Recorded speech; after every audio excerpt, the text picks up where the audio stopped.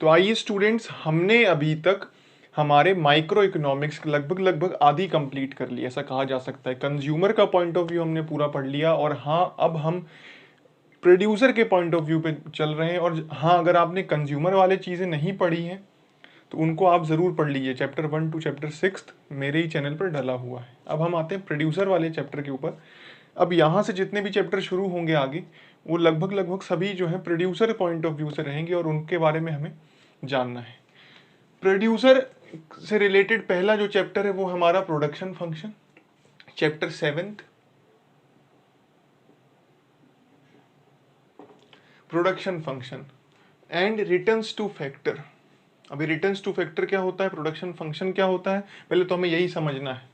पहला टॉपिक ही हमारा यही है चैप्टर में कि प्रोडक्शन फंक्शन और रिटर्न्स टू फैक्टर होता क्या है। तो सबसे पहले हम समझते हैं प्रोडक्शन क्या होता है। प्रोडक्शन का मतलब होता है किसी भी इनपुट को आउटपुट में कन्वर्ट कर देना, conversion of input to output.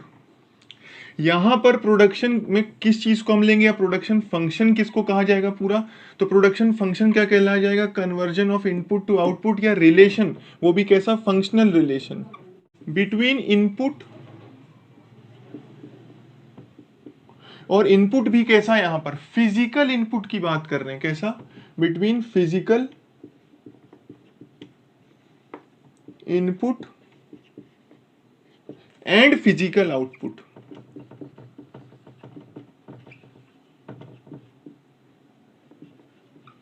तो क्या बन गई हमारी डेफिनेशन कि प्रोडक्शन फंक्शन क्या होता है, ये एक फंक्शनल रिलेशनशिप है। कहीं पे भी डेफिनेशन में हमको इकोनॉमिक्स में फंक्शन आता है ना, तो एक लाइन तो हम यही लिख सकते हैं, it is a functional relation.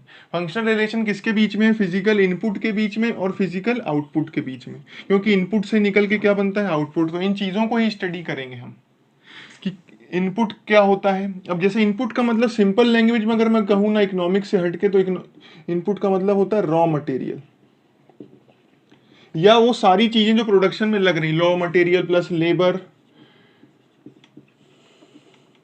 Plus capital जो लग रही है, प्लस एंटरप्रेन्योर, और भी सारी चीजें जो लग रही हैं, इन सबको मिला करके एक आपका आउटपुट तैयार होता है। इन सब का मिला करके, रॉ मटेरियल लगा, लेबर लगा, कैपिटल लगी, और सारी चीजें लगी। तो इस चीज को अब हम टेक्निकल उसमें ले जाएंगे, इकोनॉमिक्स के कंसेप्ट में हम समझेंगे कि क्या होता है इनपुट। तो यहाँ पे फिजिकल इनपुट को लिया गया है। तो यहाँ पर हम पूरी स्टडी को आसान बनाने के लिए इनपुट दो ही प्रकार के लेके चलेंगे, एक तो लेबर को ले लेंगे और एक कैपिटल को ले लेंगे। ठीक है, कैपिटल को के से रिप्रेजेंट करते हैं हम इकोनॉमिक्स में जनरली, जैसे इनकम को वाई से करते थे, कैपिटल को के से रिप्रेजेंट करते हैं। लेबर तो एल से, आपको इजी समझ में आ ही जाएगा कि लेबर को एल से रिप्रेजेंट करते हैं। तो बेसिकली हम दो प्रकार के इनपुट मान के चलेंगे, एक लेबर और एक कैपिटल। आप इसको नोट करिए, फिर आगे चलते हैं। तो प्रोडक्शन फंक्शन के अगर इक्वेशन लिखने को आती है ना, तो उसको ऐसे लिखा जाता है। यहाँ पर क्यू क्या है, हमारा आउटपुट को रिप्रेजेंट कर रहा है, और आउटपुट के साथ ये एक्स क्या है, एक्स एक कमोडिटी है जिसके आउटपुट के बारे में बात हो रही है।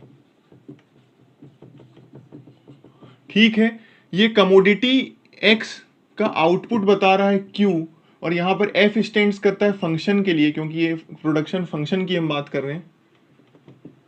एल स्टैंड्स फॉर लेबर हमने बात की ही थी, और के स्टैंड्स फॉर कैपिटल, ये हमने समझाई था। तो ये इक्वेशन है Q X equals to F bracket में एल कॉमा के।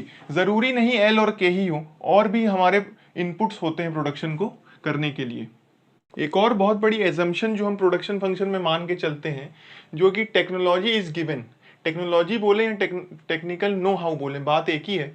ये इसको हम गिवन मान के चलते हैं, मतलब कांस्टेंट होगा। पूरी जो हम प्रोडक्शन फंक्शन की स्टडी करेंगे उसमें हम टेक्नोलॉजी को ये नहीं मानेंगे कि इम्प्रूव हो रही है या डिग्रेड हो रही है, दोनों ही चीज़ें नहीं हो रही होगी। टेक्नोलॉजी तो हम सब जानते हैं कि तकनीक जिससे हम प्रोडक्शन कर रहे हैं, किस टाइप की मशीन है हमारी। टेक्निकल नो हाउ क्या होता है, टेक्निकल नो हाउ क्या होता है, उस टेक्नोलॉजी से रिलेटेड जो इन्फॉर्मेशन है हमारे पास, वो जो इन्फॉर्मेशन, जो टैलेंट है हमारे वर्कर्स के दिमाग में, या हमारे पास उस टेक्नोलॉजी से रिलेटेड जो इन्फॉर्मेशन जिससे हम उस टेक्नोलॉजी को और बेहतर कर पाए या उसको चला पा रहे हैं, अगर ये भी इंप्रूव होती है, टेक्निकल नो हाउ भी हमारा इंप्रूव होता है, तो भी एक कहीं ना कहीं हमारी टेक्नोलॉजी इंप्रूव हो रही है, हम ज़्यादा बेहतर प्रोडक्शन कर पाएंगे। तो इन दोनों ही चीज़ों को हम टेक्नोलॉजी कहें या टेक्निकल नो हाउ कहें, इनको हम कांस्टेंट मान के चलते हैं, या इकोनॉमिक लैंग्वेज में कहूँ तो गिवन मान के चलते हैं। ठीक है, अब आगे बढ़ते हैं। आइए प्रोडक्शन फंक्शन को अब हम और जानते हैं इसके बारे में आगे स्टडी करते हैं। इससे पहले एक चीज़ जाननी हमें ज़रूरी है कि प्रोडक्शन करने के लिए जिन इनपुट्स को यूज़ करते हैं उनको फैक्टर्स भी कहा जाता है। क्या कहा मैंने? प्रोडक्शन करने के लिए जिन इनपुट्स का यूज़ किया जाता है, जैसे लेबर और कैपिटल था, इनको ही हम क्या कहते हैं? फैक्टर्स भी कह सकते हैं। अर्थात जिन चीज़ों का यूज़ करके प्रोडक्शन करते हैं उनको क्या कहा जाता है? फैक्टर्स कहा जाता है। ठीक है, तो फिर एक फैक्टर्स दो प्रकार के होते हैं, एक होते हैं फिक्स्ड फैक्टर्स और एक होते हैं वेरिएबल फैक्टर्स। ध्यान दीजिएगा, फिक्स्ड फैक्टर्स वो फैक्टर्स होते हैं जिनको हम कांस्टेंट रखते हैं, मतलब कि उनको इंक्रीज नहीं किया जा सकता। कब नहीं इंक्रीज किया जा सकता? शॉर्ट रन पीरियड में। जैसे इकोनॉमिक्स में दो तरीके के पीरियड होते हैं, एक शॉर्ट रन पीरियड होता है, एक लॉन्ग रन पीरियड होता है। तो अगर शॉर्ट रन की मैं बात करूं तो उसमें इसको बदला नहीं जाता। जैसे एक बड़ी एक सीमेंट फैक्ट्री, उसकी जो लैंड है वो एक उसका फैक्टर ऑफ प्रोडक्शन है। बड़ी इजीली क्या आप लैंड बढ़ा सकते हो अपनी? नहीं, इतना इजीली इतने छोटे समय में नहीं बढ़ा सकते। आपको मशीन है आपकी बड़ी हजारों करोड़ की, क्या उसको रिप्लेस कर सकते हो या क्या उसको बढ़ा सकते हो अचानक से मशीन को? नहीं। तो ऐसी चीज़ें जिनको आप शॉर्ट पीरियड में प्रोडक्शन को बढ़ाने के लिए बढ़ा नहीं सकते, उनको कहा जाता है फिक्स्ड फैक्टर्स ऑफ प्रोडक्शन। दूसरी बात करें यहाँ पर वेरिएबल फैक्टर्स ऑफ प्रोडक्शन की, तो वेरिएबल फैक्टर्स वो होते हैं जहां पर आपको अगर प्रोडक्शन बढ़ाना हो तो उनको भी बढ़ा सकते हो आप इजीली शॉर्ट पीरियड के अंदर भी। जैसे फैक्ट्री के अंदर जो लेबर्स हैं, आपको प्रोडक्शन अचानक से बढ़ाना है थोड़ा, तो आप यहाँ पे बढ़ा सकते हो लेबर्स की संख्या। लेबर्स की संख्या बढ़ाने के लिए आपको कोई रिक्वायरमेंट नहीं है किसी चीज़ की, टाइम की कोई इसमें बाउंडेशन नहीं है। आज के आज या 1 या 2 दिन के अंदर लेबर्स को बढ़ाया घटाया जा सकता है। और हम आगे चलते हैं, अब समझते हैं ऐसी चीज़ों को कि यहाँ पे वेरिएबल फैक्टर शॉर्ट रन में ही जो है हमारे टाइम पीरियड में फैक्टर्स दो प्रकार से विभाजित होते हैं, वेरिएबल फैक्टर और fixed factor. Long run period जो होता है इकोनॉमिक्स में, उसमें सारे फैक्टर क्या हो जाते हैं? वेरिएबल हो जाते हैं। मतलब कि यहाँ पर सारे ही प्रोडक्शन के जो फैक्टर्स उन सबको बदला जा सकता है। अब यहाँ देखते हैं कि कौन से ऐसे एग्जाम्पल्स होंगे। वेरिएबल फैक्टर का पहला एग्जाम्पल है लेबर, फिर है रॉ मटेरियल, इनको बढ़ाया जा सकता है। पर फिक्स्ड फैक्टर क्या है? Machine, land. पर ये जो चारों ही चीजें हैं, जब हम लॉन्ग रन में इनको जाएंगे तो सारे ही क्या बन जाएंगे? वेरिएबल। सारे के सारे ही फैक्टर्स को हम बदल के वहां क्या कर देंगे? वेरिएबल। तो यहां पर जो हम पढ़ते हैं, यहां पर हम चेंज किसको करते हैं? केवल वेरिएबल फैक्टर को ही। अगर शॉर्ट रन की स्टडी हम कर रहे हैं और हमें प्रोडक्शन को बढ़ाना है तो किसको बढ़ाएंगे हम? केवल और केवल वेरिएबल फैक्टर को। लॉन्ग रन की स्टडी कर रहे हैं तो किसको बढ़ाएंगे? वहां तो सभी वेरिएबल हैं तो सभी को बढ़ाएंगे, पर यहां पर हम फिक्स्ड को नहीं बढ़ा पाएंगे। ये एक इंपॉर्टेंट कंसेप्ट है। फिर आगे चलते हैं हम। तो यहां पर जो शॉर्ट रन पीरियड होता है, इसमें वेरिएबल और फिक्स्ड फैक्टर के बीच में जो रेशो है, मान लीजिए यहाँ 10 लेबर काम कर रहे हैं, यहाँ एक मशीन है, ठीक है। तो यहाँ रेशो क्या हो गया? वेरिएबल और फिक्स्ड फैक्टर के बीच में। यहाँ उदाहरण में हम ये मान के चल रहे हैं कि एक ही वेरिएबल फैक्टर और एक ही फिक्स्ड फैक्टर है, तो 10:1 का रेशो हो गया। अब हमें प्रोडक्शन बढ़ाना है तो हम इसको 10 से 20 लेबर कर दिए, पर मशीन को तो हम यहाँ नहीं बढ़ा सकते, शॉर्ट रन पीरियड है। तो यहाँ रेशो क्या हो गया? 20:1 का हो गया। मतलब कि यहाँ जो फैक्टर्स के बीच में, फिक्स और वेरिएबल फैक्टर के बीच का जो रेशो है वो क्या हो जाता है? बदल जाता है। और बदलने वाली चीज को क्या कहा जाता है? वेरिएबल। जो भी चीज बदले उसको क्या कहते हैं? वेरिएबल कहते हैं। तो यहाँ जो है फैक्टर्स के बीच का रेशो कैसा होता है तो उसको बोलेंगे वेरिएबल, वेरिएबल फैक्टर रेशो बोलेंगे। तो इसका जो हम आपको वो दिखाते हैं बना के कि ग्राफ कैसा बनेगा इसका। इसका ग्राफ बनेगा, एक तरफ हम लेंगे यहाँ कैपिटल को, जिसको कि K से रिप्रेजेंट किया जाता है। एक तरफ हम लेंगे लेबर को, जिसको L से रिप्रेजेंट किया जाता है। ये Y axis, X axis, point of origin. तो यहाँ पर कैपिटल हमारी जो है, अर्थात कैपिटल को हमने फिक्स मान लिया, या मशीन को ही ले लेते हैं जो हमारे एग्जाम्पल में थी, या कैपिटल ने, बात एक ही, कुछ भी ले सकते हैं फिक्स्ड फैक्टर। ये कांस्टेंट रहेगी, ये चेंज नहीं होगी मशीन। चेंज क्या कर सकते हैं हम? लेबर को, पहले 10 लेबर थे अब 20 कर दिए, हो सकता है हम बढ़ा करके 30 भी कर दें, पर ये जो है हमारा चेंज नहीं होगा। जो मशीन है या जो हमारी कैपिटल है या कोई भी ऐसा फिक्स्ड फैक्टर हो, उसको चेंज नहीं करेंगे, ये चीज चेंज हो जाएगी। पर वहीं पे अगर इसका एग्जांपल लें लॉन्ग रन में, तो यहां दोनों चीजें चेंज हो जाती है। ये आपका Y एक्सिस, ये X axis, point of origin, ये आपकी कैपिटल, ये आपकी लेबर, L से रिप्रेजेंट किया। तो यहाँ जैसे कैपिटल इंक्रीज होगी ना, मान लीजिए 10 लाख की कैपिटल में 10 लेबर लगाए थे, 20 लाख की कैपिटल में 20 लेबर लगा दिए, तो जैसे हमारी यहाँ कैपिटल इंक्रीज हुई तो वहां लेबर भी इंक्रीज हुई। अपवर्ड कर्व है यहाँ पर, मतलब दोनों के बीच में डायरेक्ट रिलेशन है, एक ये बढ़ रहा है तो वो भी बढ़ रहा है, और अगर ये घटेगा तो वो उसको भी घटा देंगे। यहाँ इनके बीच का जो रेशो है, इनके बीच का, किसके बीच का, कैपिटल या मशीन, कोई भी फिक्स फैक्टर ले लिया, और यहाँ पर क्या है, लेबर। पहले कितने लेबर थे, 10 लेबर पे 10 लाख की कैपिटल, 20 लेबर पे 20 लाख की कैपिटल, तो इनके बीच का जो रेशो है वो सेम है। मतलब यहाँ पे 1:1 का ही रेशो आ रहा है दोनों साइड। आप देखें तो यहाँ 20 से 20, 20 1 जा 20, 10 1 जा 10, तो 1:1 का रेशो।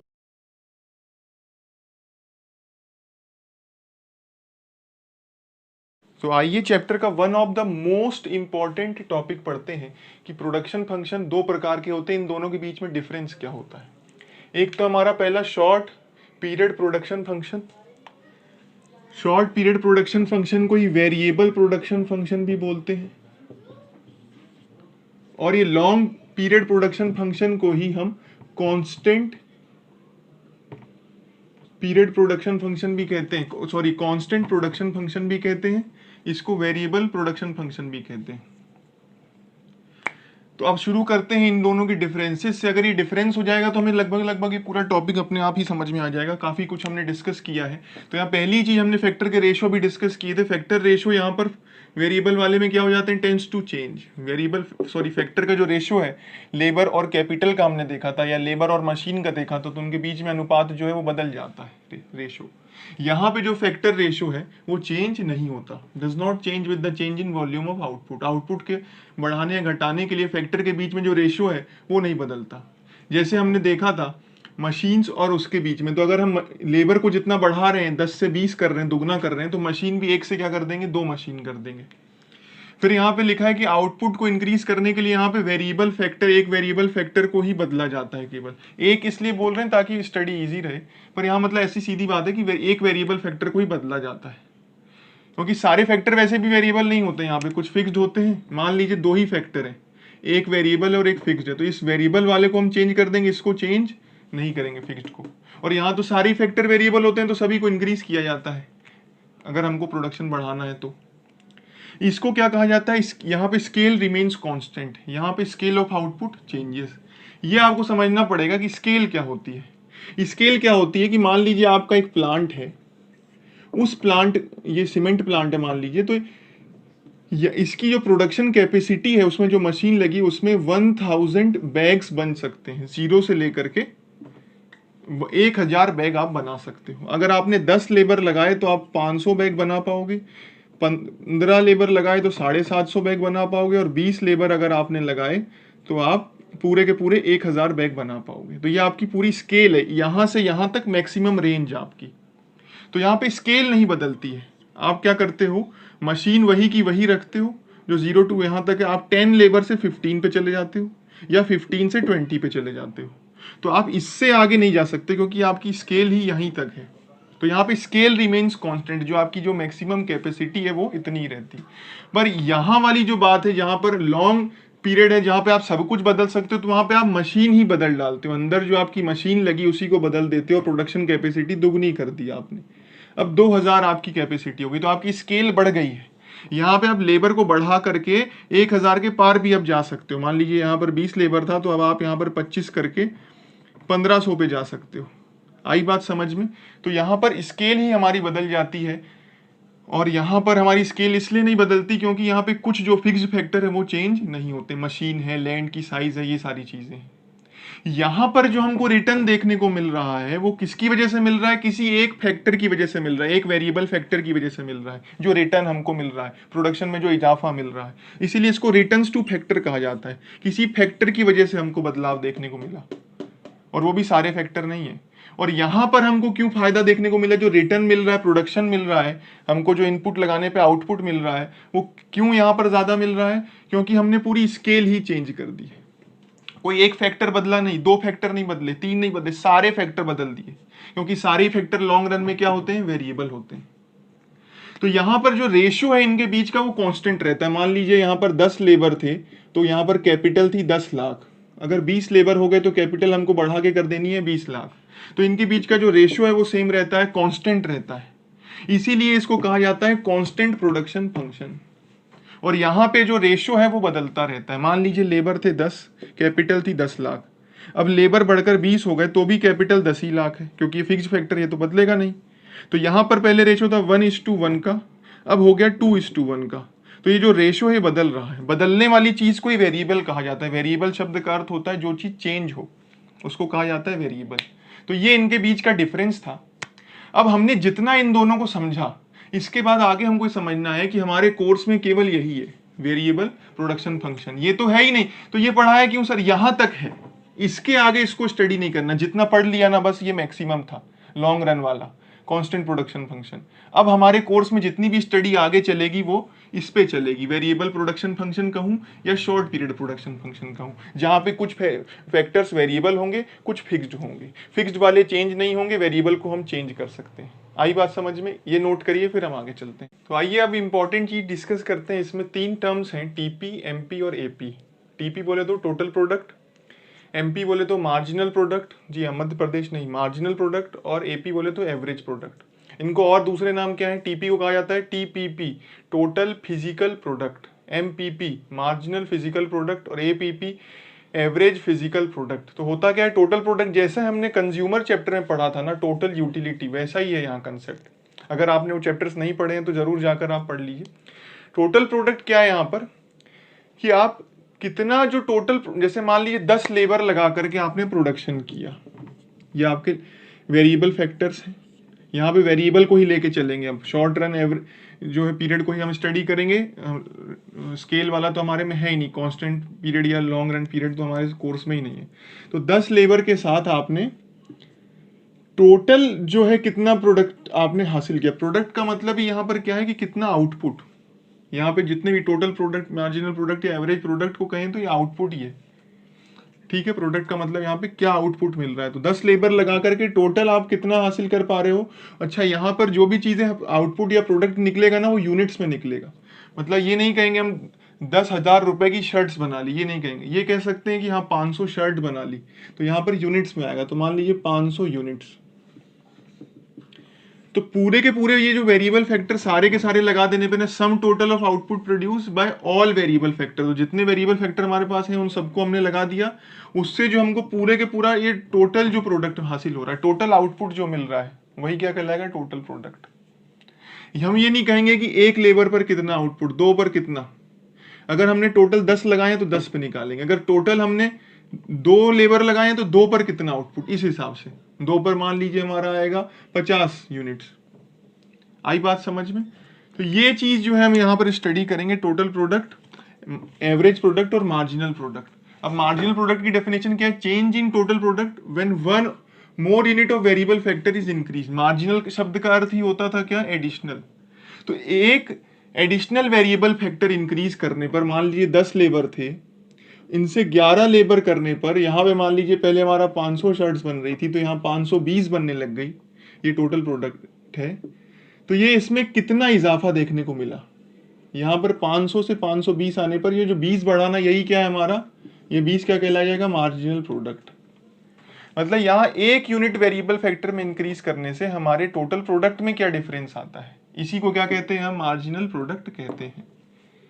फिर एवरेज प्रोडक्ट। तो देखिए, एवरेज इकोनॉमिक्स पढ़ाते समय मैंने कहा था कि एवरेज हर चीज का बड़ा आसान है। जिस भी चीज का एवरेज निकालना उसका टोटल लिखो। एवरेज प्रोडक्ट का फॉर्मूला बड़ा आसान है। जिस भी चीज का एवरेज निकालना उसका पहले टोटल लिखो, total product divide by quantity कर दो। यहाँ क्वांटिटी नहीं रहेगी, यहाँ क्या आ जाएगा? L. L stands for variable factor, क्योंकि वेरिएबल फैक्टर से ही प्रोडक्शन बढ़ रहा है ना। जिस चीज से बढ़ता घटता है, किससे रिलेट है? ये दोनों चीजें आपस में किससे रिलेटेड है? एल से ही रिलेटेड है। L stands for labour. तो यहां पर ये इनका एवरेज प्रोडक्ट का फॉर्मूला हो जाएगा। अब इनका न्यूमेरिकल क्वेश्चन आता है, टेबल बनी हुई आएगी, इसमें से कोई भी एक रो दी हो तो आप बाकी की दोनों निकाल सकते हो। अभी मैं ये लेकर दिखा रहा हूं, फिर ये लेकर दिखाऊंगा, जिससे ये दोनों निकालेंगे, फिर ये लेकर दिखाऊंगा। तो पहले ये करते हैं। मार्जिनल का मतलब ही होता है एडिशनल। 50 से यहाँ 0 से 50 हुआ होगा तो यहाँ मार्जिनल प्रोडक्ट भी बराबर ही होता है पहली यूनिट पर, क्योंकि ये 0 से 50 हुआ तो चेंज कितने का है? 50 का। यहाँ 1 से 2 जाने पर 50 से 90 हो गया, मतलब 40 का इंक्रीज देखने को मिला। ठीक है, यहाँ 90 से 120, यहाँ 30 का चेंज देखने को मिला है। इन दोनों के बीच का डिफरेंस देख लो, या यहाँ से क्या ऐड करेंगे तो 120 आएगा, 30 ऐड करेंगे तो 120 आएगा। अब क्या ऐड करेंगे 120 में तो 140 आ जाए, बताइए। अच्छा 20 ऐड करेंगे, ठीक है। यहाँ क्या ऐड करेंगे 10 ऐड करेंगे, फिर यहाँ क्या ऐड करेंगे सोचो, कुछ भी ऐड नहीं करेंगे, 0। यहाँ क्या ऐड करेंगे, ऐड ही नहीं करेंगे, रिड्यूस हो रहा है, -3 किया होगा। तो आई बात समझ में। इसी चीज का फॉर्मूला ऐसे होता है कि MP n मतलब कि किस यूनिट पे आपको निकालना है, अलग अलग भाई, हर जगह MP अलग अलग आएगा, तो जिस यूनिट का निकालना है उसको कहेंगे n। Stands for TP n minus TP n minus 1। ये क्या फॉर्मूला भाई, समझ नहीं आया, आइए समझाते हैं। मान लीजिए आपको मार्जिनल प्रोडक्ट यहाँ का निकालना है, फोर्थ वाले का, तो MP फोर्थ यूनिट का आपको निकालना है, तो TP में भी n की वैल्यू रखेंगे। n स्टैंड्स फॉर फोर्थ, यहाँ पे 4 रख दिया, ठीक है, minus TP n minus 1, n minus 1 मतलब 4 माइनस 1। तो TP 4 की वैल्यू क्या है, TP 4 यूनिट पर कितना 140 है, और TP n माइनस 1 मतलब TP 4 माइनस 1 करेंगे तो 3 आएगा। तो TP 3 की वैल्यू कितनी है, TP 3 की वैल्यू कितनी है TP में, ये TP है अपना, इसकी वैल्यू 120, माइनस करेंगे 120 तो आ जाएगा 20। तो ये थोड़ा सा टिपिकल पड़ता है, डायरेक्टली आप निकाल सकते हो 120 140 का डिफरेंस कितना है 20। आई बात समझ में। वैसे फॉर्मूला ये है हमारा, प्रॉपरली अगर हमें निकालना हो। अब अगर मैं इधर की बात करूं कि क्या अगर हमें MP दिया हो और उससे हम TP निकाल सकते हैं क्या, तो बिल्कुल निकाल सकते हैं, कुछ भी नहीं करना, पहले में तो दोनों सेम ही रहते हैं। अब 50 में आप यहाँ पर 40 जोड़ दो तो क्या आ जाएगा 50 प्लस, ये ऐड करते जाओ, 50 प्लस 40 क्या आ गया 90। अब 90 प्लस यहाँ पर कितना था, यहाँ पर था 30, 90 प्लस 30 कितना हो जाएगा 120, ये प्लस कर दिया। 120 प्लस कितना कर दें आप 120 तो कितना आ जाएगा 140, 140 प्लस 10 150, 150 प्लस 0 150, 150 माइनस 3 147। तो ये दिया था, इससे हमने ये निकाल लिया, इसमें ये जोड़ दो, फिर यहाँ लिखो इसमें ये जोड़ दो, तो अगले वाले जिसका आपको उनको ये TP निकालना है उस वाले का MP जोड़ते जाओ TP में, क्योंकि यही तो डिफरेंस है कितना इंक्रीज हुआ। अच्छा इन दोनों को ही ये दिया हो टोटल प्रोडक्ट तो हमको एवरेज प्रोडक्ट मिल जाएगा, ठीक है। पर मान लीजिए TP नहीं दिया, MP दिया, तो आप क्या करेंगे पहले MP से TP निकालेंगे, और फिर अगर TP दिया तो AP तो आराम से ही निकल सकता है। AP का फॉर्मूला बड़ा आसान है, इसको तो मैं पूरा करूंगा, मैंने आपके लिए होमवर्क छोड़ देता हूँ। यहाँ पर तो AP का फॉर्मूला बड़ा आसान है, क्या है TP अपॉन L। तो मान लीजिए यहाँ फोर्थ यूनिट पर अपने को निकालना है, तो फोर्थ यूनिट पर निकालने के लिए क्या करेंगे, फोर्थ यूनिट पर TP है 140 और L कितना है 4, इसको हम डिवाइड कर देंगे। तो इसको 140 डिवाइड बाई 4 हम करेंगे तो यहाँ कितना आ जाएगा 35 आ जाएगा, ठीक है। तो ये हमारा AP निकल आया। इसी प्रकार से AP कहीं पे भी निकालना, मान लो सेकंड पे निकालना हो तो 90 डिवाइड बाई 2 यहाँ 45 आ जाएगा। यहाँ पहले पे निकालना 50 डिवाइड बाई 1 यहाँ भी 50 आ जाएगा। तो AP निकालना तो बहुत आसान है, उसके लिए TP दिया हो, TP नहीं दिया और MP दिया हो तो MP से TP निकालो, उससे फिर AP निकाल लो। अच्छा MP भी नहीं दिया TP भी नहीं दिया, अब क्या करेंगे, ये दोनों ही चीजें नहीं दी और AP दिया है, तो AP से क्या करो पहले TP निकाल लो। AP से क्या करेंगे पहले TP निकाल लेंगे। कैसे, मान लीजिए 45 दिया है तो मल्टीप्लाइड बाय L कर दो। यहाँ पर TP का फॉर्मूला क्या हो गया, TP equals to AP multiplied by L। कुछ नहीं किया, फॉर्मूला कैसे आया, AP का फॉर्मूला पता है ना आपको, AP equals to TP upon L, तो ये L इधर चला गया, AP into L equals to TP। ये पूरा इधर ले जाओ, ये पूरा इधर ले आओ, simple maths, TP equals to AP multiplied by L। तो ये नया फॉर्मूला आ गया TP का। अगर आपको AP पता है, एवरेज प्रोडक्ट पता है, तो आप टोटल प्रोडक्ट आराम से निकाल सकते हो। जैसे यहाँ पे 45 अपन को पता है कि एवरेज प्रोडक्ट है, यहाँ पर लेबर की यूनिट्स कितनी है 2, तो TP कितना आ गया 90। तो बड़ा आसान है, अगर AP दिया हो तो उससे TP निकाल के MP निकाल लो, और MP दिया हो तो उससे TP निकाल के फिर AP निकाल लो। तो ये सारी चीज़ें आप कर सकते हैं। इसके और क्वेश्चंस भी हम करेंगे, आप कमेंट करके बता सकते हैं कि आप चाहते हैं इसके और प्रैक्टिकल क्वेश्चंस करना। आपके रिस्पॉन्स और लाइक्स के ऊपर ही डिपेंड करेगा कि हम प्रैक्टिकल क्वेश्चंस करते हैं कि नहीं। तो स्टूडेंट्स हमने हमारे 7th चैप्टर का आधा पार्ट कर लिया है, या कहेंगे लगभग आधे से हल्का ज़्यादा ही पार्ट कर लिया है। पर अगला टॉपिक बहुत ही इंपॉर्टेंट है, law of variable proportion. Exam में आने के चांसेस बहुत होते हैं, इसको मैंने सेकंड पार्ट में रखा है। 7th चैप्टर 2 पार्ट में होगा। पार्ट 1 हमने अभी स्टडी किया, पार्ट 2 की वीडियो आप ज़रूर देखें अपनी लर्निंग को कंप्लीट करने के लिए। Thank you guys, like this video and subscribe to my channel. Thank you.